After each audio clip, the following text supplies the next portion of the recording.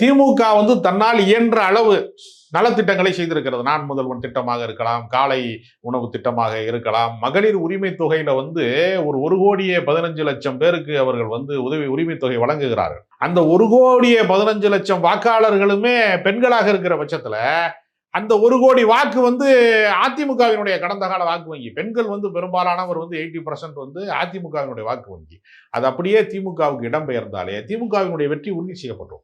திமுகவினுடைய தேர்தல் வாக்குறுதிகளை பார்த்து காப்பி அடிச்ச மகாராஷ்டிரா தேர்தலையே பாஜக வென்றது என்று சொல்லக்கூடிய அளவுக்கு இவர்களுடைய தேர்தல் அறிக்கை வந்து மிகப்பெரிய ஒரு ரோல் மாடலா மாறி இருக்கிறது.